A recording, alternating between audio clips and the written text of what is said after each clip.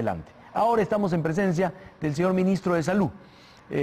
Con él vamos a conversar sobre varios temas, entre ellos los políticos. Doctor Hernando Ceballos, ¿cómo está usted? Buenas noches. Muy buenas noches, un gusto conversar con usted. Muchas gracias. ¿Cómo está por aquí? Eso nos permite hacerle varias preguntas. Y quería empezar por esto. La presidenta del Congreso ha dicho en una entrevista en el diario El Trome, que se publica hoy, que no hay un pedido de vacancia presidencial en el Congreso, pero añade, la calle pide vacancia presidencial. ¿Cuál es su opinión? Bueno, yo me sonreiría, ¿no? Pero realmente son palabras que en sí mismas, ¿no?, muestran el talante antidemocrático de las mismas, ¿no? O sea, me parece que es de verdad bastante irresponsable señalar esto, y yo creo que la presidencia debe recorrer un poco más las calles para darse cuenta qué es lo que realmente quiere la gente, ¿no? Pero bueno, ella dice no hay en el Congreso nada, ningún proceso para esto, pero dice la calle pide vacancia presidencial. Y no es lo que ustedes sienten, no es lo que de alguna manera, no hablo de la vacancia, pero sí de una crítica contra el presidente, contra eso que han llamado muchos el ausentismo del presidente. ¿Pero esa es su opinión o usted me lo pregunta? Porque en realidad no sé a qué calle se refiere la señora presidenta del Congreso, ¿no? Entiendo que se refería a calle cerca a su casa, ¿no? Porque si uno recorre realmente los asentamientos humanos, uno recorre las comunidades campesinas, uno recorre el país, se da cuenta en primer lugar que el presidente sigue siendo un representante genuino de los sectores populares y además que la preocupación de la gente pasa absolutamente por otro lado. Pasa, por ejemplo, que dejen trabajar al Poder Ejecutivo, pasa, por ejemplo, de lograr un nivel de gobernabilidad en este país en medio de un montón de problemas que las personas sienten todos los días, ¿no? Acá tenemos problemas de falta de trabajo, nos faltan camas en los hospitales, está avanzando la cantidad de casos de Delta y cómo estamos en el aspecto sanitario, tenemos problemas alimenticios, tenemos más de 4,5 millones de peruanos en riesgo alimentario. Creo que estas son preocupaciones genuinas del pueblo peruano y que están buscando solución, y la gente está preguntándose si el Congreso y el Ejecutivo están articulando para encontrar una salida, mejoras a este país, ¿no? Ahora, la presidenta del Congreso, parece sustentar su entrevista en otro tema también, que ustedes sí lo han leído, lo han escuchado, recorre pues todas las opiniones de varios sectores. Ella ha dicho que la población está pidiendo cambio de gabinete, cambio de varios ministros, y el presidente debe escuchar a los ciudadanos. Él siempre ha dicho que va a gobernar escuchando al pueblo y eso ayudaría a su imagen. Bueno, ella está interpretando lo que los ciudadanos quieren y sienten.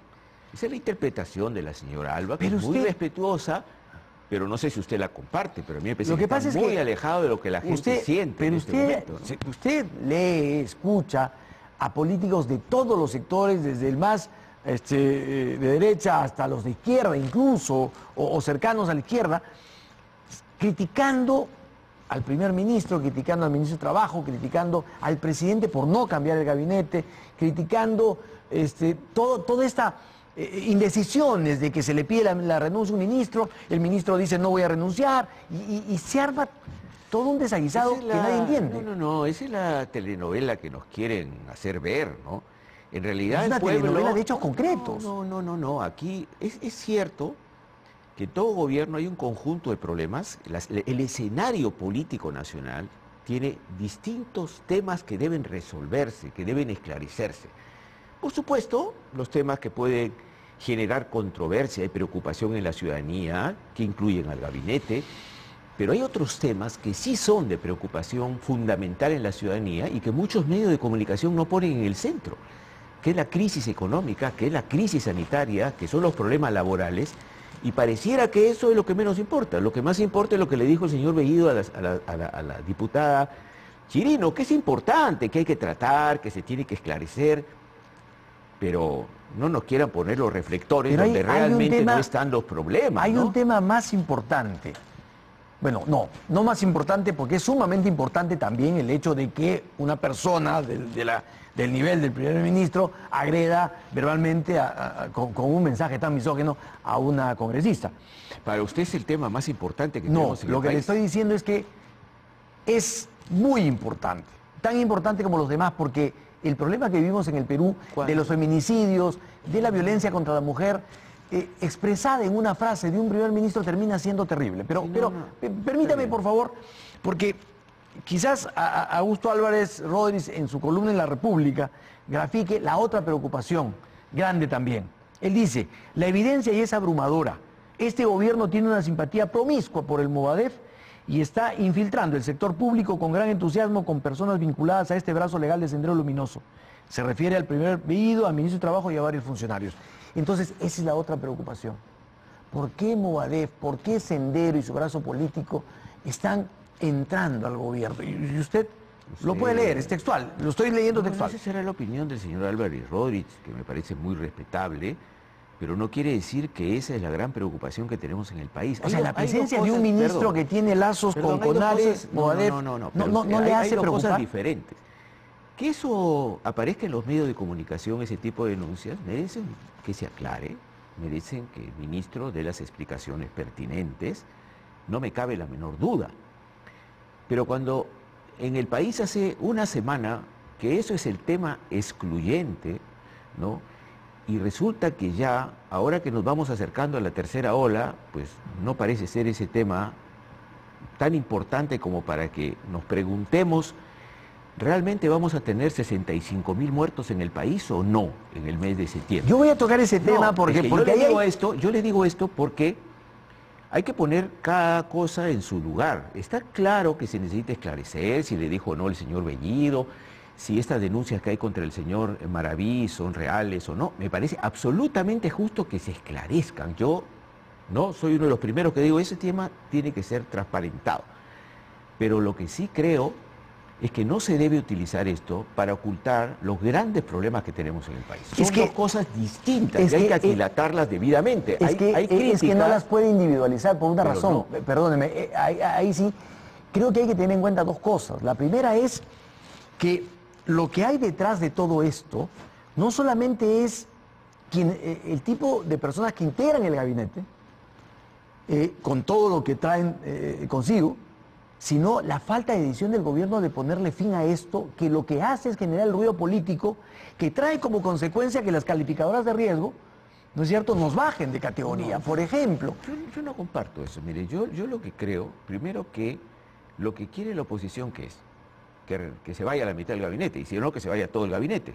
Porque eso es verdad, o sea, hay una crítica constructiva que a mí me parece sumamente respetable, ¿no? Y que además es parte de la dinámica democrática en nuestro país, pero también es cierto que hay una intencionalidad en bloquear todo lo que salga de este Ejecutivo que apenas tiene un mes, ¿no? Entonces, ministro, usted ha dicho, le ha dicho a La República, sale publicado hoy día, que están hackeando al gobierno. ¿Quién hackea al gobierno? Por supuesto, hay sectores de derecha extrema que han dicho claramente, ¿no? ¿Qué han dicho algunos congresistas? Vamos a ir ministro a ministro interpelando, ¿no es cierto?, hasta quebrar al gobierno. Hoy lo que acaba de decir la presidenta, la calle quiere la vacancia del presidente. ¿Qué es eso? ¿Usted cómo lo interpreta? ¿Eso es una actitud democrática? Mire, ¿eso es una actitud respetuosa hacia el presidente de la República? Pero a ver, ¿por qué echarle ¿Eso es una actitud que refleja la votación de más de la mitad de los peruanos? ¿Por qué echarle la culpa a la oposición cuando el que nombra ministros cuestionados es el presidente, quien no los remueve es el presidente? Las contradicciones que hay en el gabinete vienen del gabinete, las frases del primer ministro son del primer ministro. Lo que usted o sea, está diciendo, ustedes se disparan, se disparan a los pies. No, lo que usted me está diciendo es que suben las cosas, sube el dólar, y la responsabilidad es que el presidente no cambia su gabinete. Y yo le digo, esa es una decisión del presidente Castillo a un mes de haber asumido, pero lo que le quiero señalar con mucha claridad es que aquí hay sectores interesados en golpear al gobierno, más allá de que cambie o no su gabinete, no hay que ser ingenuo en esto, o las palabras de pedir la vacancia del presidente son superfluas, son casuales. ¿No le dice nada que el Congreso le haya dado el voto de confianza por 74 votos contra 50, holgado? Por supuesto. Y entonces, ¿dónde está el hackeo? ¿Dónde está el hackeo al gobierno? No, el hackeo está que justamente, a pesar de haberle dado la confianza a este gabinete del Congreso, que significa un mensaje, empiecen a corregir sus errores, pero pónganse a trabajar. Nosotros vamos a respetar, ¿no?, lo que eligió nuestro pueblo, pero no todos en el Congreso y fuera del Congreso interpretan esto de manera, ¿no? Hay quienes creen que esto es una guerra permanente, ¿no? Que como no gobiernas con la propuesta que a mí me gusta, mejor que te vayas, ¿no? Y yo creo que estás ya deslegitimado, ¿no? No importa que hace un mes y medio hayas recién empezado a gobernar, eso no me interesa, tú ya estás deslegitimado, la calle quiere que te vayas, hay que agarrar uno por uno a los ministros y desaforarlos. A mí me parece... No se está victimizando, ministro. A mí no, yo estoy señalando que hay temas que el presidente tendrá que resolver, pero lo que sí digo es que se está dejando de lado la grave situación que tenemos en nuestro país y que además la pandemia ha desnudado, porque ¿qué nos ha mostrado la pandemia, señor Castillo? Nos ha mostrado que en este país el sistema tiene graves falencias y que necesitamos producir correcciones importantes y de fondo, pero eso no es parte de la discusión, ¿eh? Eso no interesa, ¿no? Lo vamos a discutir ahora. Los 200.000 muertos que tenemos en el país, ¿es por el virus? No es por el virus. Lo vamos a discutir, pero solamente para ir finalizando con estos temas, 3 preguntas chiquitas. Usted ha dicho que el presidente tiene que resolverlas. ¿Por qué no lo resuelve? ¿Por qué no habla? ¿Por qué no sale? ¿Por qué no declara? ¿Por qué el presidente no da un mensaje a la nación diciendo cuál es el rumbo claro y qué decisiones va a tomar? Y si va a cambiar gabinete o no va a cambiar gabinete. Todas las semanas se escucha con que ya viene el cambio de gabinete. Y el presidente sale a decir últimamente, estamos mea culpa porque no puse paridad en el gabinete. ¿Quién es el que dice vamos a cambiar todo el gabinete? ¿Quién lo dice? Bueno, lo dice... ¿Quién lo dice? ¿Lo dice usted o alguna gente que está interesada en eso? No, el presidente da mensajes de esa naturaleza. Lo dice la gente de la calle. El presidente da mensajes, el primer ministro le pide la renuncia al ministro que no renuncia, Cerrón celebra que ya renunció un ministro. Mire, es muy importante la interrelación con los medios de comunicación, es cierto, ¿no es cierto? Es decir, porque los medios de comunicación son una correa de transmisión a la ciudadanía, pero no es el único medio de comunicar. Entonces, cuando uno habla, el presidente no sale a declarar. El presidente se reúne con organizaciones sociales, el presidente se reúne con el pueblo, el presidente viaja y le habla a las comunidades originarias. ¿Eso no es comunicar? Claro que es comunicar, ¿no? Claro que es comunicar, en esa comunicación, comunicar cosas de manera directa y clara a la gente. En esa comunicación el presidente atacó al Congreso, por ejemplo. En esa comunicación acaba de decir el presidente que hace un mea culpa porque no tiene paridad en el gabinete y que eso lo va a corregir. ¿Significa que va a cambiar el gabinete? ¿Hay que interpretar al presidente? El presidente no está atacando al Congreso. El presidente está buscando niveles de confluencia y concertación. Lo que ha dicho... Cuando les dice vengan acá y nos encontramos y debatimos sin zapatos. Exacto, porque lo que ha dicho el presidente, cuando le dice vengan al Braen, ¿qué quiere decirles? Vengan a un lugar donde hay realmente un conflicto social, militar, crítico para nuestro país. Vengan acá, vamos a discutir estos problemas. Es un tema simbólico, no dice que tienen que ir sin zapatos a conversar.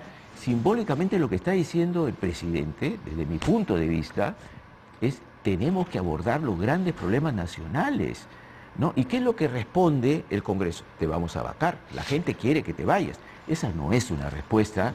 Le voy a hacer la última referencia a la entrevista de la presidenta del Congreso, porque ella señala que es gravísimo e inaceptable que el presidente respalde a un ministro de Trabajo vinculado a Sendero Luminoso y que formalmente el único que tuitea, que habla y da órdenes y quien dice quién tiene que renunciar o quién tiene que quedarse en el gabinete es Cerrón. ¿Cerrón? ¿Qué tiene que ver Cerrón con todo declaraciones sexuales de la presidenta del Congreso? Primero dice de que el presidente hace lo que le dice Cerrón. Cuando Cerrón apoya a Bellido de que se vaya a Maraví, ya resulta que no es así. Entonces, cuando nos conviene, Cerrón es el que dirige al presidente. Cuando no nos conviene, no. El presidente es el que gobierna y el que toma las decisiones. Que el señor Cerrón dé sus opiniones como secretario general de Perú Libre, pues tiene todo el derecho de hacerlo. Pero la imagen que da es que justamente hay una división en el gabinete donde Bellido quiere que se vaya Maraví, con el aplauso o con el apoyo de Cerrón. Esa es la opinión el hecho de que el señor Bellido tenga una opinión no quiere decir que el presidente necesariamente tiene que hacer todo lo que diga Bellido. La opinión de un primer ministro que además la hace pública, diciendo ya le pedí la renuncia, es vinculante. Bueno, es una equivocación. Según la Constitución es vinculante. No. Para mí es una decisión equivocada el opinar sin consultar antes con el presidente. Yo puedo compartir eso absolutamente. ¿Se fue de boca, como se dice popularmente, el primer ministro? Sí, yo creo que se apresuró en dar su opinión personal sin conversar con el presidente. El presidente puede haber dicho, espera, vamos a tomar la decisión, hay que analizarlo más. Esa es una decisión del presidente. ¿No perdió autoridad el primer ministro ahí? no sé si perdió autoridad, pero yo creo que no fue el procedimiento más adecuado el decirlo. Pero el problema de fondo no es ese. El problema de fondo es que el presidente toma las decisiones. Y no es ni el señor Cerrón, ni ningún otro político el que decide por el presidente. Muy bien. Ahora, si el ministro de Trabajo llega a una interpelación al Congreso, ¿el gobierno debería hacer cuestión de confianza? ¿Por qué? Le pregunto. Bueno, esa es una decisión que tomará en su momento. En este momento no hay interpelación ni hay nada por el Es una estilo, posibilidad, ¿no? porque además lo dijo el primer ministro. Él Bueno, dijo, si nos empiezan a interpelar ministro, ponemos Señor cuestión de Castillo, confianza. hay muchas posibilidades. Si la interpelación, que es un mecanismo totalmente democrático, se produce, pues supongo que lo que habrá querido decir el primer Bellido, estoy suponiendo, porque yo no sé realmente lo que puede haber pensado en ese momento, que puede haber un exceso por parte del Congreso o no, pero yo no estoy en ese escenario en este momento, así que Muy no bien. tengo por qué desarrollarlo, ¿no? Ahora, desapasionadamente, ¿no le parece a usted que lo mejor sería deshacerse de las personas que están causando tanto daño en el gabinete? En el gabinete, El caso yo de Iber creo que Maravil, por si ejemplo. empezáramos a hablar de deshacernos de las personas que están haciendo tanto daño en el país, entraríamos en una lista interminable en nuestro país. Entonces yo creo de lo que se trate de hacer un análisis de qué realmente está pasando en el país, cuáles son los problemas principales y sobre todo pensando en qué le preocupa a la gente y cómo empezamos a resolver los problemas del ciudadano común. Muy bien, vamos a entrar a eso. ¿A usted le parece, antes de eso, permítame dos cosas chiquitas, ¿le parece que Aida García Naranjo podría ser una buena incorporación al gabinete? Eso no está pensado, no lo he meditado. Salió de una no lo he reunión en la casa analizado. del presidente. Bueno, pero mucha gente visita al presidente, ¿eh? ¿En su casa? Sí, ¿Está bien que mucha que el gente. presidente reciba...? Bueno, el hecho que tenga una amistad con Aida García Naranjo, con otros políticos, con Verónica Mendoza y con otros, no quiere decir que van a ¿Le estar parece al bien el nombramiento de la dirección de inteligencia de un ex oficial de la policía que según reseñan los diarios... No lo he analizado profundamente, le soy franco porque hemos estado estos últimos días muy metidos en el tema de salud. Ahora y entremos vacunas. al tema que usted reclama. ¿Cree usted que se debe elevar el salario mínimo vital?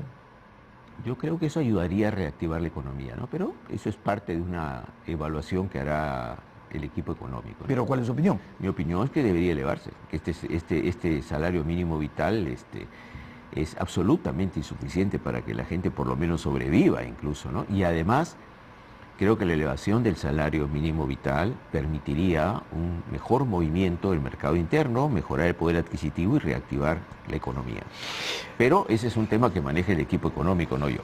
Lo sé, pero ha habido ahí una contradicción, porque mientras el ministro de Economía dijo no están dadas las condiciones, no es el momento, el ministro de Trabajo dijo hay voluntad del Ejecutivo para elevar el salario mínimo. Bueno, eso se conversará en el Consejo de Ministros cuando se plantee el tema de manera Ahora, concreta, ¿no? Y se tomará una decisión. ¿Piensa usted que una vez controlada la emergencia de salud, el gobierno debería abocarse a hacer lo necesario para lograr la convocatoria de una asamblea constituyente? Yo creo que la Asamblea Constituyente es un proceso democrático donde el pueblo puede opinar y que tiene que ver con que los últimos años, sobre todo, la crisis económica nos ha mostrado que necesitamos grandes cambios en el país. Yo sí soy convencido de que necesitamos cambios en la Constitución y que eso... ¿Parciales y que o esos totales? Cambios, ¿Parciales o totales? No, yo creo que necesitamos cambios muy importantes en distintos aspectos, incluso el económico, ¿eh? Yo no le corro al tema, pero sí le voy a decir una cosa, ningún cambio puede ser impuesto en el país y ningún cambio debe ser al margen de las normas democráticas y las leyes de nuestro país. Pero consultarle a la gente qué cambios se necesitan me parece absolutamente sensato y necesario, sobre todo cuando hemos visto que cuando las papas queman, el sistema no protege al ciudadano. Entonces, usted sí está en la línea del referéndum. Depende, porque hay distintos mecanismos para llegar a una reforma constitucional, ¿no? Ujú. Yo lo que creo es que se debe dar esta reforma ¿Y usted cree que constitucional, los cambios pero debe darse sobre la base de la decisión de la gente. Si la gente dice, señores, no creo que hay que cambiar nada en la Constitución, no se cambiará nada. Si la gente opina que hay que producir grandes cambios en la Constitución, hay que hacerlo, ¿por qué no? No lo ha hecho Chile, no lo han hecho 18 países en los últimos 20 años. ¿Y usted en cree América que ese Latina. cambio constitucional va a ayudar a solucionar los problemas del Yo país? creo que sí, yo creo que va a ayudar. No quiere decir que los va a resolver, ¿ah? Pero creo que va a ayudar. Creo que hay aspectos en la Constitución que deben modificarse. Por ejemplo, la posibilidad de que el Estado, ¿no?, pueda tener algún tipo de participación en la planificación económica. Me parece absolutamente necesario para poder dirigir nuestro desarrollo científico y tecnológico, ¿no? Me parece, por ejemplo, que tiene que existir en la Constitución de manera taxativa y clara la salud como un derecho fundamental, que no está en la Constitución. Me parece, por ejemplo, que la Constitución debe protegerse de alguna manera la estabilidad laboral. Me parece, ¿no? Y otros o sea, temas debería más. haber estabilidad laboral absoluta. Me parece, por ejemplo, que los contratos ley deberían, en la Constitución, permitirse al Estado que pueda por lo menos tener el derecho a revisarlos, ¿no? Entonces, yo sí creo que deben haber por lo menos un debate de si debemos modificar o no la Constitución. Y de eso se trata. Permitirle a nuestro pueblo que opine, que decida, no que decidan 4 personas que dicen, no, no, yo me opongo. ¿A qué te opones? Pero esos son nuestros representantes en el Congreso. ¿Te opones a que cambien la Constitución o te pones a que el pueblo debata y decida? Pero no son los congresistas nuestros representantes en el Congreso. Sí, por supuesto. Entonces, que discutan ellos. Ojalá que decidan y decidan bien. Ahora, el presidente dijo que el alza de los precios de los alimentos y de los artículos de primera necesidad era culpa de los monopolios. ¿Comparte usted esa opinión? Yo creo que tiene que ver con distintos aspectos, pero sí creo de que hay sectores económicos interesados en que, obviamente, la crisis se profundice para paralizar al gobierno. ¿Y usted sería de la idea, por ejemplo, de un control de precios de las medicinas? Depende.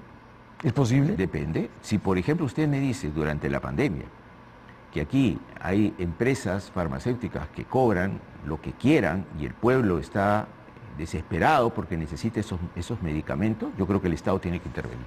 ¿En las clínicas también? Yo creo que hay 2 aspectos diferentes, porque cuando he declarado ahí se distorsionaron lo que yo dije. A mí me parece bien que las clínicas en el negocio empresarial tengan las tarifas que crean convenientes.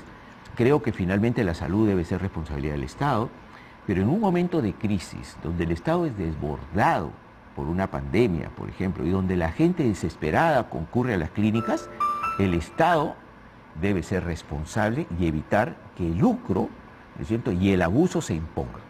Y eso significa sentarse con las clínicas y decirles, mira, está bien que ganes, sé que tienes gastos operativos, pero no puedes aprovecharte de este momento, me parece que es un derecho del Estado. Además, está amparado en las leyes. ¿La expropiación sería, en ese caso, una alternativa? No tiene nada que ver una expropiación. Es que ya lo hicieron, o sea, un gobierno anterior ya amenazó con eso. No sé si amenazó, porque acá nadie ha expropiado nada. Pero lo plantearon, lo pusieron sobre la mesa. No, pero lo que sí hay que poner sobre la mesa es que el Estado no puede mirar para otro lado mientras se abusa con la gente en medio de la desesperación. Lo mismo pasó con el oxígeno, donde se permitió, por ejemplo, el monopolio de 2 empresas que hicieron lo que les dio la gana y que generó miles de muertos en nuestro país, y que se especulara con el oxígeno y la gente desesperada y el Estado mirando para otro lado. Eso nosotros no lo vamos a permitir. Doctor, ¿por qué crear un organismo que supervise el gasto público a nivel de ministerios, municipios, regiones, si existe la Contraloría? Sí, ¿Por qué una institución paralela? Exactamente, ese es un tema de debate. Yo creo más bien que se le debería dar más atribuciones a la Contraloría para que actúe incluso en el control previo, para evitar llegar efectivamente incluso al control concurrente, que también es necesario, y que eso nos genera algunos problemas en la paralización de algunas obras, ¿no? Entonces, ¿comparte usted que no es una buena idea crear otro organismo? No es un tema de debate de mi cartera, ¿no es cierto? Yo le estoy dando una opinión a priori, una opinión de un ciudadano. Yo lo que le pido es opinión. Sí, una opinión de un ciudadano, pero lo que sí es cierto es que necesitamos un organismo de control, que puede ser la Contraloría, pero que actúe mucho más eficazmente en el país. Los miles de millones que se roban en este país todos los años nos indica claramente que aquí pues este es el país de las 1000 maravillas, que el que roba, roba, y aquí muchísimos nunca son sancionados, y bueno, y todo se judicializa, y bien, gracias, ¿no? Ministro, ¿por qué no se nombra a los directores del Banco Central de Reserva? Bueno, esa es una decisión del presidente de la República, en lo que compete al presidente de la República. Claro, lo otro es el Congreso. Al Congreso. Muy bien, ¿no? Pero ¿por qué? Y le pregunto esto, no porque usted sea responsable, sino porque sería una señal del Ejecutivo que tranquilizaría justamente a los mercados y a instituciones como Moody's, que nos ha bajado la calificación. Yo no creo que sea un tema que defina realmente que el dólar no suba o que las cosas, los precios no se disparen. La incertidumbre juega a favor de eso. No, ¿por cuál incertidumbre? ¿Sigue el señor Velarde al frente del BCR? Sigue el señor Velarde al frente del BCR. siguen los mismos directores, ¿no? ¿Cuál es la incertidumbre, más allá de la fabricación de una historia, que si no los confirmas, acá se dispara todo? No es cierto eso. ¿Usted cree que no es cierto? No, ¿Usted cree que no es una mala señal? Aquí hay otras razones. No, la mala señal viene de otro lado. La mala señal viene de la intolerancia. La mala señal viene de cómo se postergó finalmente la decisión del Jurado Nacional de Elecciones. La mala decisión viene de declaraciones que señalan, acá si no hace lo que a mí me parece el presidente Castillo, este gobierno no va a llegar a los 5 años. Eso genera desestabilidad. Y eso viene de algunos sectores vinculados a la extrema derecha que tienen una absoluta intolerancia. Porque esa es la verdad. Muy bien, pero vuelvo a decirle. En el supuesto de que efectivamente esos sectores tienen ese tipo de posición, bueno, ¿eso en qué ha afectado al gobierno? Los errores son propios del gobierno. Pero ¿cuál es la intención? No, la intención es paralizar al gobierno. La intención es decirle, si tú avanzas en tus propuestas, ¿no? Acá la vacancia se va a venir, ¿no? La idea es que el presidente Castillo abandone sus promesas, ¿no? Que el presidente Castillo se olvide que este país necesita grandes cambios, porque efectivamente los necesita. Y lo que tenemos que entender es que los problemas no son solo lo que devienen de la propuesta del profesor Castillo, que acá necesitamos una gran concertación nacional y abordar realmente los problemas que tenemos. Si no podemos ser tolerantes, señor Castillo, con la realidad que nos ha demostrado la pandemia. ¿Cuántos millones de desocupados tenemos actualmente? Entremos a eso. Ha dicho usted que la tercera ola llegará a mediados de septiembre. ¿Estamos ante un grave problema de salud inminente? Sin ninguna duda. Remarco lo de sin ninguna duda. En realidad el tema es así. La mayoría de los países, yo diría más del 70%, han tenido una tercera ola, están incluso en una cuarta, en una quinta ola. Y son países con un alto porcentaje de su población vacunada. ¿Por qué no podría llegar al Perú? Cuando lo que estamos viendo es que hay un ascenso lento todavía de algunas variantes, como la variante Delta, que tiene un alto grado de contagiosidad y agresividad. Entonces, el riesgo, efectivamente, de una tercera ola es muy concreto, ¿no? No tenemos todavía los índices de crecimiento como para decir estamos ya en la tercera ola, pero sí tenemos grandes posibilidades de llegar a eso. ¿Y esto qué significa? Significa que tenemos que preparar al país de la mejor manera frente a esta situación. Ministro, pero si el riesgo es grande, ¿por qué se abren los estadios a la población? Y no quiero ser aguafiestas justo hoy día. ¿Por qué se abren los vuelos a Brasil y a la India? ¿Por qué se reduce el toque de queda? ¿Por qué se relajan las cosas? Vamos a ver. En primer lugar, estamos hablando, no que estamos en una tercera ola. Todavía el nivel de riesgo que tenemos en nuestro país es leve moderado. El nivel de riesgo se mide por la cantidad de casos que todavía tenemos, que no son muy altos. También se evalúa por la cantidad de vacunados, que hemos ido incrementando el porcentaje de vacunación. Ahora estamos en más de un 30% de la población objetivo de vacunación. Hay indicadores favorables para el país. Entonces, cuando decimos, bueno, hay que ir acercándonos un poquito a la normalidad, esto tiene que darse de manera responsable. Entonces, ¿qué ha pasado, por ejemplo, con el tema de los estadios? Nosotros decimos, al estadio, primero no puede haber un aforo mayor del 20%. Tiene que haber un distanciamiento de 1,5 metros, que es lo que marcan el protocolo y las normas. Tienen que estar con las 2 dosis de vacuna, cualquiera que asista. Es decir, generamos niveles de estándar, de control, ¿no es cierto?, de prevención de la posibilidad de un contagio, además con doble mascarilla hay que asistir, y a la vez damos el mensaje a la población que si nos vacunamos, que si nos cuidamos, podemos ir paulatinamente volviendo a la normalidad. O sea, en el momento, perdóname terminar la idea, en que los niveles de riesgo suban, ¿no es cierto?, obviamente las restricciones van a incrementarse. Por eso es que las restricciones sanitarias tienen como plazo el 19 de septiembre, porque es un plazo razonable de evaluación de cómo va la pandemia y esperemos que no crezca tanto y no tengamos que generar mayores restricciones sanitarias. Ministro, ¿la doble vacunación va a ser un requisito en el Perú? Yo creo que debe.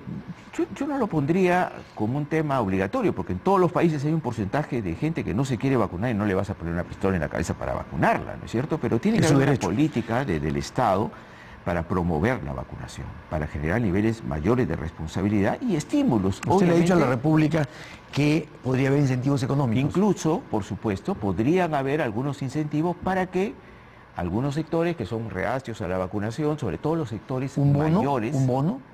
No lo sé, eso no es un tema que yo puedo decir ahora porque tiene que conversarse con el Ministerio de Economía y hay que ver si es la única estrategia. Pero lo que más nos preocupa es la gente mayor de 60 años porque es la que ocupa el 80% de las camas UCI con desenlaces fatales. ¿Cuántas variantes tenemos en el Perú? Porque ya se habla de la variante Wu. Ya no de hecho, la tenemos. Perdón. Tenemos diversas variantes y muchas que todavía seguramente no hemos detectado porque este virus va mutando. En el caso de la variante Wu, nosotros tenemos detectado 86 casos en el país. Y en el caso de la variante Delta, estamos en más de 244 casos y seguramente tenemos más. Por eso es que tenemos que mantener los niveles de vigilancia. Es muy importante el tema de la doble mascarilla, el distanciamiento social e incrementar la vacunación. Este mes, señor Castillo, va a ser un mes de un avance sustancial en la vacunación, no solamente a través de estas campañas de vacunatón, sino que vamos a sacar el Ministerio de Salud a la población. De hecho, ya lo estamos haciendo. Ya vinieron ayer 2 millones de vacunas Sinopharm y el día anteayer habíamos llegado 662.000 vacunas de Pfizer. Este mes tenemos que sacar el Ministerio de Salud y acercarnos al 50% de la población objetivo vacunada. Esto es clave para proteger a nuestra gente. Señor Ministro, muchísimas gracias por su presencia, muy amable. ¿Cuántos calcula que se han vacunado este fin de semana? Esperemos haber superado la meta de 600.000, pero la buena noticia es que esto va a continuar toda la semana con vacunaciones masivas en distintas partes del país. Muy bien, muchísimas gracias. A usted, muchas gracias. Vamos.